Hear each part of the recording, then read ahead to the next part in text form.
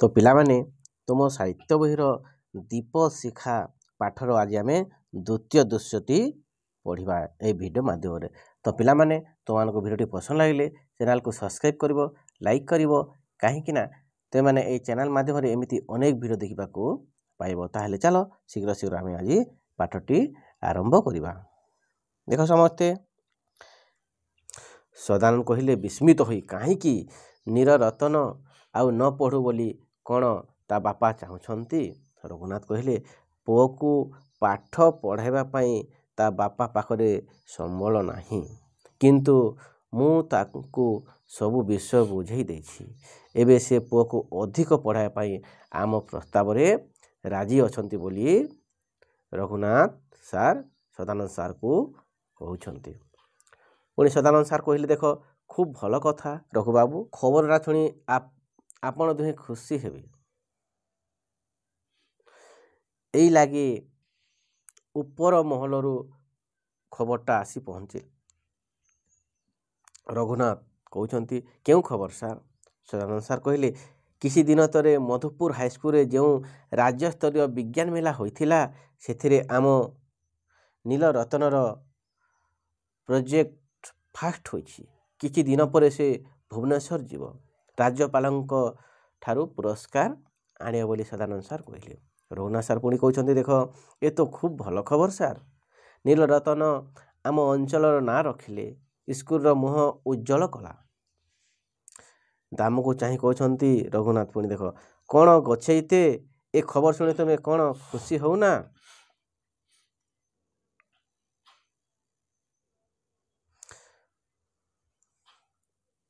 दाम कहला खूब खुशी होछि आज्ञा, ए तो सबू आपणकर साहाय्य और कल्याणर फल। आपणक ऋण ए जन्म रे मु सुझी पारिबी नाही बोली दाम रघुनाथ सार को कहूछि। देख पुणी सदानंद सार कहउछंती ना गछेइते एमिति कहना, एथिरे ऋण देवा नेबार कथा नाही। आमे केवल आमर कर्तव्य करिछु।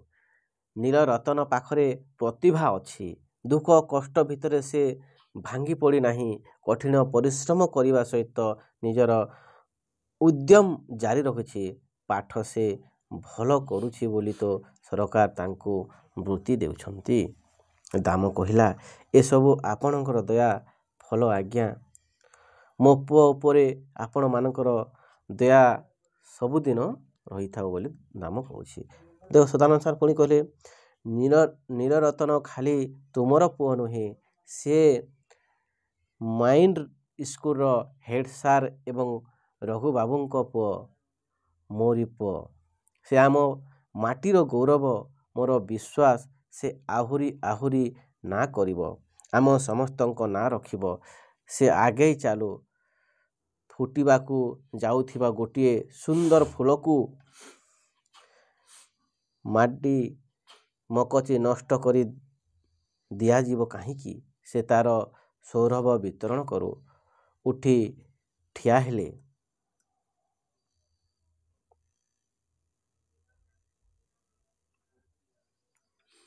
रघुनाथ आपण तरतर थिबा परी जଣା पड़ुछंती, कुआडे बाहरी छंती ना कौन? सदानंद सार कहले ना अन्य कुआडे नाही, स्कूल को जीवाक पड़िबो। आज अपराह्न रे आम स्कूल रे गोटिए सभार आयोजन हेउछि। नील रतन ता प्रोजेक्ट मंगल ग्रह रे बसति स्थापन संपर्क रे समस्त को बुझेइब। स्कूल तरफरु ताकू संबर्धना दिया जीव। आम अंचलर लोक माननकू डका जाइछि। नील रतन तू आ मो सांगरे विज्ञान शिक्षक ललित सारंको सहित परामर्श करी निजको भल भाव रे प्रस्तुत करिनेबो। रघुनाथ और दामको उद्देश्य रे नील रतन बापा तो एटी अछंती, तांकू मोर निमंत्रण रहिला। तांकू सांगरे धरी रघु बाबू आपण सभा को आसीबे निश्चय। सदानंद और नील रतन बाहरी गले।